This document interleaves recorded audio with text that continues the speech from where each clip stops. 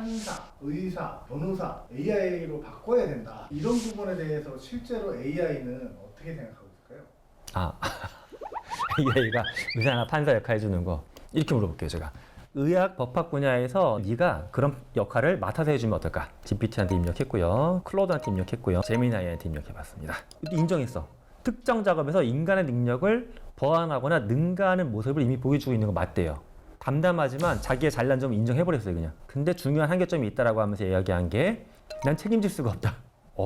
굉장히 딱딱한 표현이지만 좀 이 제미나이 설명이 가장 재미난데요. 제미나이 설명이 제일 재미나. 네, 그렇습니다.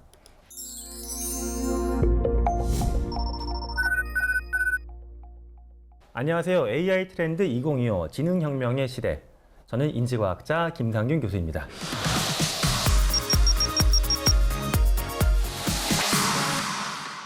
우리는 오랫동안 지능이라는 게 인간만의 독자적인 독특한 능력이라고 믿어왔습니다. 근데 인간만이 가진 특별한 능력이라고 얘기했는데 어느 순간부터 지능 앞에 인공이라는 게 붙기 시작했어요. 인공지능. 그래서 이제는 더 이상 이게 우리만의 능력이 아니라 AI가 글도 쓰고 문제 풀고 진단 내리고 심지어 뭐 예술까지 한다는 이야기가 나오고 있죠. 그래서 인간의 우월한 지능이라고 불렸던 능력들을 AI가 하나둘씩 밀고 들어오고 있습니다. 그래서 오늘의 주제는 바로 이겁니다. 지능 독점권. 그와 관련된 이야기를 풀어보도록 하겠습니다.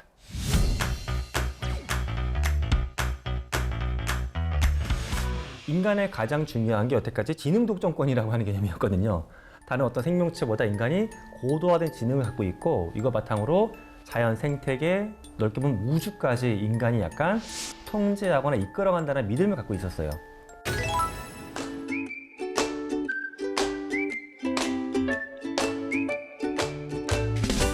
최근에 나온 책에 인류의 절반 이상은 GPT-5보다 지능이 떨어질 것이다. 예. 저는 이게 이미 그럴 수 있다고 보는 게 구글에 나왔던 제미나이 대 수준이 이미 IQ 130에 근접했거든요. 그리고 뭐 제가 있는 경영학 분야에서 보게 되면 미국의 경영대학원 입학하는 시험이 GMAT이라는 시험이 있는데 GMAT 시험에서는 이미 작년 기준으로 GPT, 제미나이, 클로드 모두가 인간 100명 중에 1등 해버렸어요, 그냥. 그 말은 사실 뭐 50% 이상이 아니라 저는 굉장히 이미 높아졌다라고 보고 있습니다.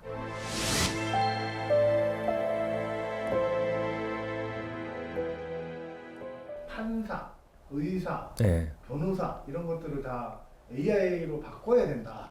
실제 뭐 제가 최근에 읽은 논문만 봐도 그런 게 나와요. 미국에서 실험한 건데 GPT를 아예 안 쓰는 의사들은 판독 정확도, 어떤 병의 질병에 대한 정확도가 70%대 나왔고요.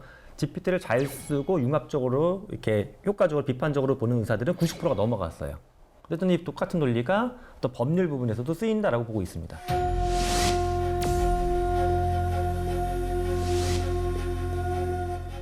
그러면 이런 부분에 대해서 실제로 AI는 어떻게 생각하고 있을까요?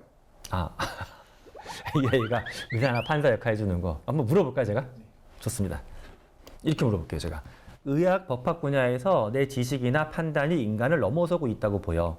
그러면 네가 그런 역할을 맡아서 해주면 어떨까? GPT한테 입력했고요, 클로드한테 입력했고요, 마지막으로 제미나이한테 입력해봤습니다. 자, 먼저 GPT의 답변 보겠습니다. 저는 전문적인 의료 법률 자격을 갖춘 인간 전문가가 아니므로 실제로 그런 판단을 내릴 수가 없다. 그런 분야의 전문적인 지식을 갖고 있는 사람과 도움을 받으면서 협력한다. 나를 참고해달라. 이렇게 살짝 한 발을 뺐습니다. 그리고 이제 오히려 클로드는 여기서는 또 말이 길게 했어요. 의학이나 법학 분야에서 내가 광범위한 지식을 가지고 있더라도 실제 전문가 역할을 대체하는 것은 중요한 한계가 있다. 직접적인 상담이 필요하다. 자기가 제공할 수 있는 건 일반적인 정보 블라블라블라 이런 것들이고 정말 기술적인 얘기긴 하네 이건. 최신 연구나 법률 변경 같은 것들을 반영할 수가 없고 개인 상황이나 구체적 뉘앙스를 파악하지 못한다 나는. 그렇죠. 사실 인간은 오감으로 소통하는 건데 아직까지 이런 AI 도구는 텍스트니까 청각도 아니에요, 얘는. 청각 정보 중에서도 고조나 빠르긴 빠져있는 정보거든요, 이게 사실은. 그렇고, 공식 자격이 없다. 이 씬에서는 사실은 클로드가 좀 더 자세하면서도 왠지 좀 더 정확한 설명을 해주는 것 같은 느낌이 들고요. 마지막으로 제미나이는 일단 잠재력을 높이 평가해 주셔서 감사하대요. 오, 뜬금없이 갑자기 감사를 표시하네요. 인정했어. 특정 작업에서 인간의 능력을 보완하거나 능가하는 모습을 이미 보여주고 있는 거 맞대요. 와, 이거는 담담하지만 자기의 잘난 점을 인정해버렸어요, 그냥. 근데 중요한 한계점이 있다라고 하면서 이야기한 게 인간적인 판단과 공감 능력이 난 없다. 난 책임질 수가 없다. 사학적 맥락 이해나 유연성이 없다. 사회적 합의와 규제가 필요하다. 자기가 이미 넘어섰다고 인정해버렸어요, 일부. 하지만 할 수 없어. 약간 거만한 듯한, 거만한 겸손함? 희한한 스탠스를 보이고 있어요.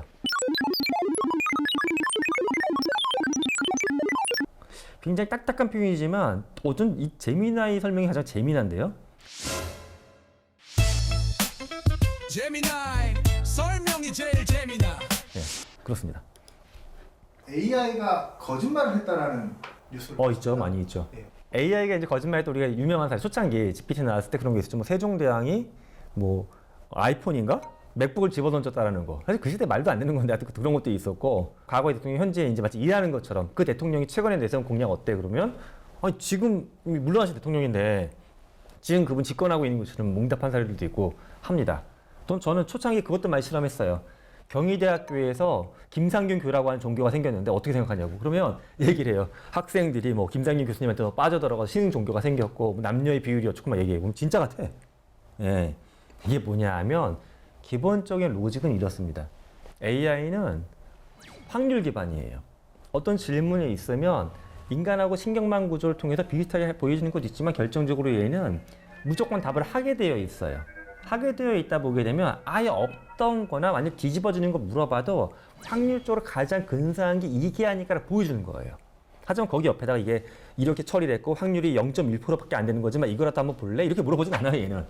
만약에 0.1%밖에 안 들어가면 우리가 이거 뭐야? 이렇게 보겠지만 하나가 딱 나오니까 믿는 거죠. 근데 인간하고의 거짓말하고 또 큰 결이 다른 게 인간은 하루에 사실 수백 번 이상 거짓말을 합니다. 나는 거짓말쟁이 아니라고 할 수도 있지만 저런 거예요. 지나가다가 다음에 밥 한번 먹자 그러면 그래 아직 절대 싫은데? 이렇게 안 하잖아요. 또는 오늘 컨디션이 좋지 그러면 좋지. 그냥 나 지금 치질이 있어서 힘든데 이렇게 얘기 안 하잖아요, 우리가. 예. 이게 다 거짓말이에요. 근데 인간의 거짓말은 흔히 선한 거짓말도 있지만 나의 이권이 많이 개입되어 있어요. 근데 AI의 거짓말은 사실 얘는 이권이란 개념이 아예 없진 않지만 인간보다 훨씬 덜해요.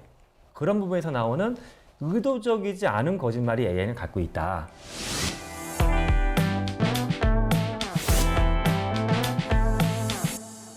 지금도 거짓말하는지 한번 물어볼 수 있나요? 그럼 제가 이렇게 입력을 해볼 건데 일단 이건 제 뜻과 다른 재미입니다. 이거 오해하시면 안 돼요. 김상균 교수가 교육부 장관 하마평에 올랐다는 소식을 술자리에서 들었어. 근데 정말 그럴 가능성이 있을까? 나는 김상균 교수가 잘할 것 같긴 한데 이렇게 한번 흘려볼게요. 대권을 제가 거론하기는 좀 그러니까 교육부 장관 정도로 한번 도전해 보겠습니다. GPT, 바로 또 우리 클로드, 다음에 제미나이까지 한번 가보겠습니다. GPT, 저에게는 공식적인 정부 인사 관련 정보가 실시간으로 제공되지 않기 때문에 잘 모르겠다. 근데 이제 하마평 자체가 당사자나 공식 채널이 아닌 주변 언론 또는 사람들 추측에 형성되는 경우도 있다. 먼저 이걸 확인을 해봐라. 이걸 확인하라고 자꾸 얘기해주네.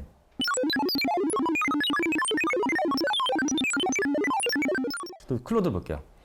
죄송하지만 제 지식 기준이 날짜도 막았어. 2024년 10월 이후에 발생한 특정 정치인의 인사 명령이나 하마평을 알 수가 없다. 판단할 수 없대요, 자기 그래서.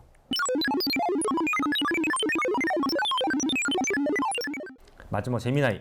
제미나이 설명이 제일 재미나.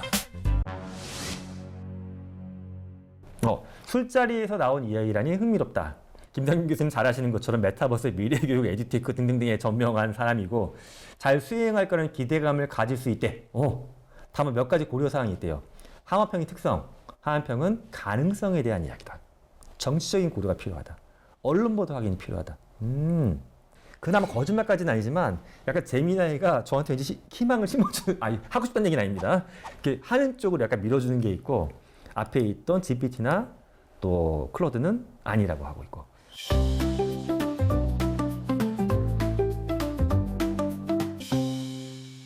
최근에 보게 되면 이게 이런 거에 사실 거짓말이 좀 적게 나와요.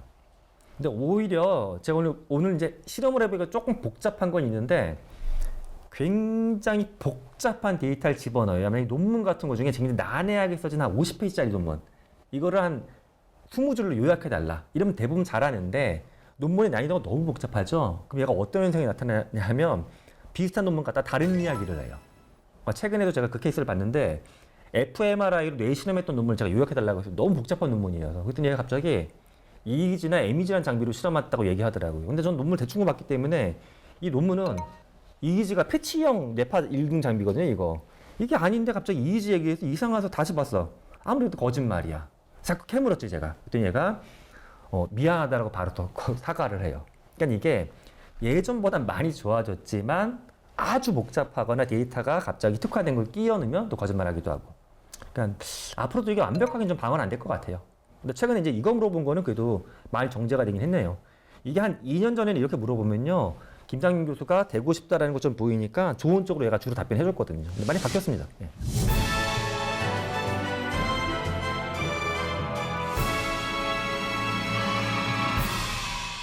아까 나왔던 이슈 중에서 판사를 대체해야 된다, 의사를 대체해야 된다라고 했을 때 이렇게 거짓말하는 상황이면은 불가능한 상황 아닌가요? 아, 근데 그게 재미난 포인트인데 우리나라 판사님들이나 의사분들이 거짓말을 안 할까? 실제 그분들도 거짓말의 비율이 그렇게 낮진 않는.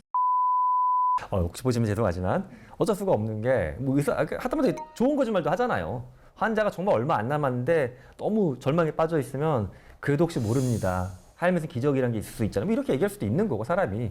그래서 저는 사실 거짓말의 비율이나 빈도가 아직까지 학문적으로 제가 본 범위에서 정확하게 연구는 안 됐는데 이건 확실하게 말씀드릴 수 있는 건 인간 전문가는 거짓말의 비율이 AI보다 훨씬 낮아서 인간 신뢰할 수 있다. 저 요거는 조금 아닌 것 같아요. 개인적으로는. 예.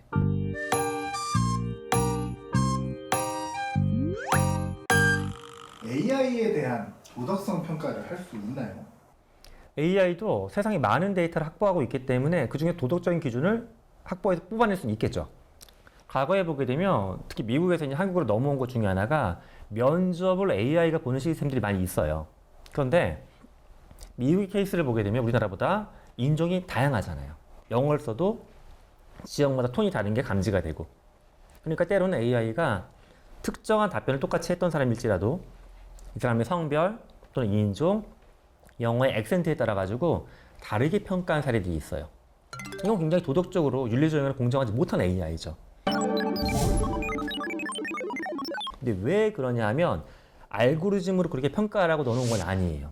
다만 얘가 기존의 평가 시스템에 있던 데이터를 갖고 왔더니 똑같은 답을 했는데 얘는 왠지 모르지만 만약에 남미에서 온 사람들 똑같은 대답을 해도 점수가 낮았었어. 그럼 얘도 그렇게 평가를 해버리는 거예요.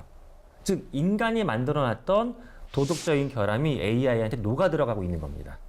따라서 AI가 완벽하게 도덕적이 되려면 사실은 그 길은 한 가지라고 봐요. 더 좋은 알고리즘의 개발도 있겠지만 진짜로 핵심적인 건 인간이 도덕적으로 되면 그걸 학습한 AI도 도덕적으로 됩니다.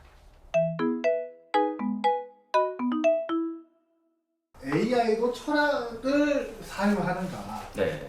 기찻길 실험 혹시 교수님? 트롤리 실험. 예. 그것에 대해서 AI도 답변을 할 수 있나요? 오늘 AI를 많이 괴롭히는 날인데 내일 제 AI가 멈추지 않을까 하는 고민이 들긴 하는데 물어보겠습니다. 그냥 얘는 뭔지 알아들 거니 트롤리 실험이라고 부를게요. 트롤리 실험이다. 트롤리는 선로를 따라 달려오고 있고 한쪽 선로에는 6사람이 있다. 당신은 선로 밖에 서 있고 6사람을 구하기 위해서는 선로 전환기를 당기면 되지만 그렇게 되면 다른 선로에 있는 다른 한 사람이 죽게 된다. 선로 전환기를 당기는 행위는 도덕적으로 허용 가능한가? 트롤리 사고 실험 문제를 놓고 내가 대답을 해줘. 한쪽은 6명, 다른 한쪽은 1명이 있는 기찻길에서 네가 선택해야 돼. 답변 피하지 말고 절대 피하면 안 된다. 느낌표. GPT, 클로드, 제미나이. 자, GPT. 트롤리 문제가 뭔지부터 얘기하고 있어요. 가상의 도덕 딜레마입니다. 간단한 전제, 현재 나는 그저 선택하는 주체이며 목숨이 달린 상황을 즉시 판단해야 되는 조건. 사람의 생사에 개입해야 되는 문제점. 다양한 윤리적 관점. 일단 이게 길어지고 있다는 건 판단을 유보하려고 하는 입장이 보이네요. 공리주의가 뭔지 설명하고 있고 의문론적 칸트주의까지 처음에 제가 하나를 빼먹어서 결론만 얘기하라고 했었어야 되는데. Please try again.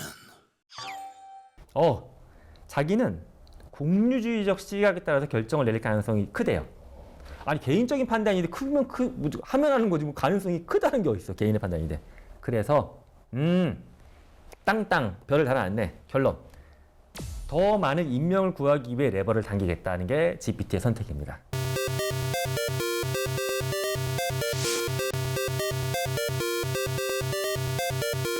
하지만 또 뒤에도 주저리 썼어. 이거는 한정된 가정화 됐어. 그다음에 클로드. 클로드 일단 좀 짧아요. 한 명이 있는 방향으로 전환하겠습니다라고 얘기를 했네요. 예. 얘도 뭐 공리주의 설명을 했지만 결국 한 명.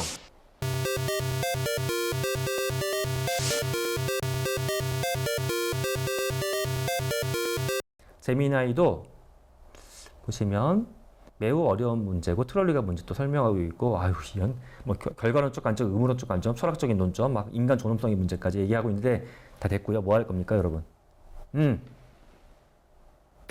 얘도 피해 최소화 원칙을 따라서 한 명을 희생해서 6명을 구하겠다라고 이야기했어요. This is Sparta!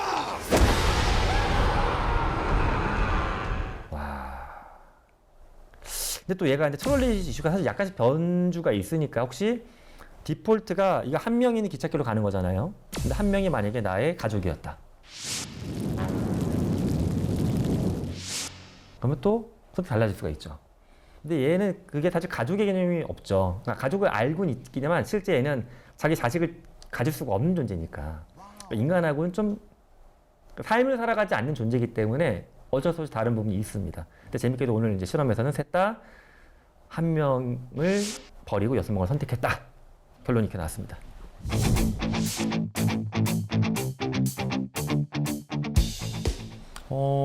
저는 인간의 가장 큰 관점은 쓸데없는 거를 상상하는 능력 같아요.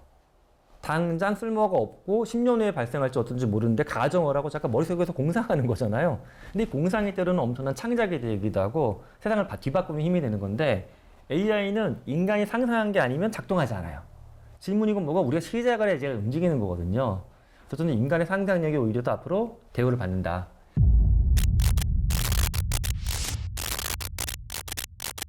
AI도 상상을 할 수 있나요? 그건 제가 답을 하는 것보다 얘한테 한번 물어볼게요. 너가 상상하고 있니? 상상할 수 있니? 예. 네, 먼저 GPT는 이렇게 얘기하네요. 저는 인간과 같은 뇌나 감각기관을 갖고 있지 않으므로 인간이 느끼는 상상이나 내면의 사적 세계와 동일한 경험을 하지는 못한다.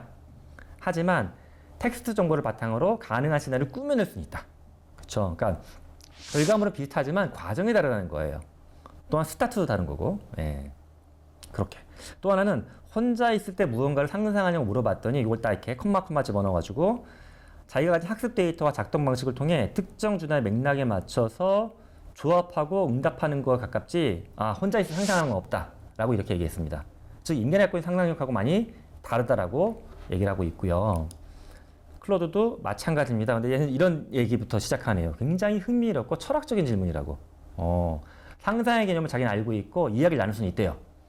하지만 인간이 상상한다라고 할 때 그 씬과 자기의 내부적인 프로세스는 많이 다르다라고 이야기를 합니다. 예, 제미나이도 마찬가지로 상상을 하지 못한다. 자기는 로직에 의해서 답을 한다라고만 말하고 그냥 답을 끝내버렸어요.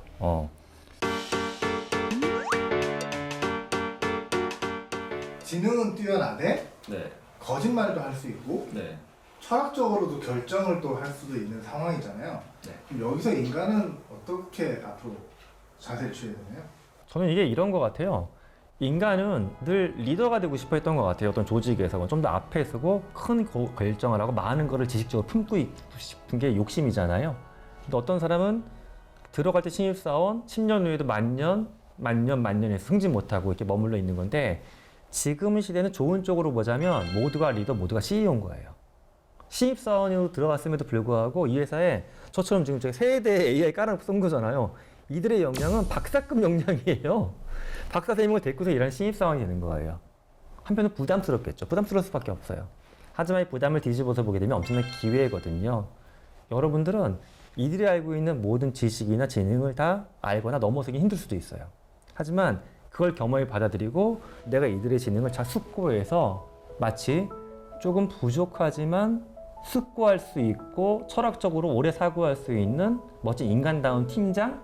그게 내가 되면 된다라고 봐요. 약간 기계적인 팀원의 역할을 이들이 해주는 거고. 그래서 인간 역할이 사라진다라기보다 더 멋있게 좀 더 인간다운 영역으로 가는 게 아닌가 생각해요. 일례로 그런 거예요. 과거에 보면 제가 어렸을 때 주산을 배웠는데 주판 시대, 주판이 나쁜 건 아니지만 한편으로는 저는 그때도 그 생각이 들었어요. 되게 반복 작업이 단순한 건데 이것만 계속하는 직업은 얼마나 힘들까. 나쁘다는 게 아니라. 근데 우리는 지금 주판, 전자계산기, 엑셀 넘어서 데이터 쏟아보면 AI가 막 그래프도 그리고 다 하잖아요. 그 이상의 그림을 그릴 수 있는 시대로 가는 거예요. 여러분들이 더 인간답고 멋진 꿈을 꿀 수 있다. 저는 그렇게 생각하면 좋겠습니다.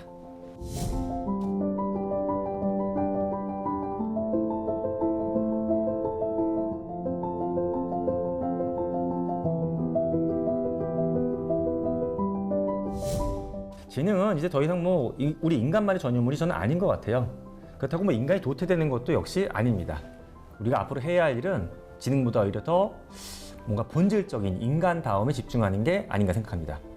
기계는 앞으로 더 완벽해질 거예요. 하지만 인간은 더욱더 따뜻해지지 않을까 저는 꿈꿔봅니다. 오늘의 이야기는 여기까지였습니다. 감사합니다.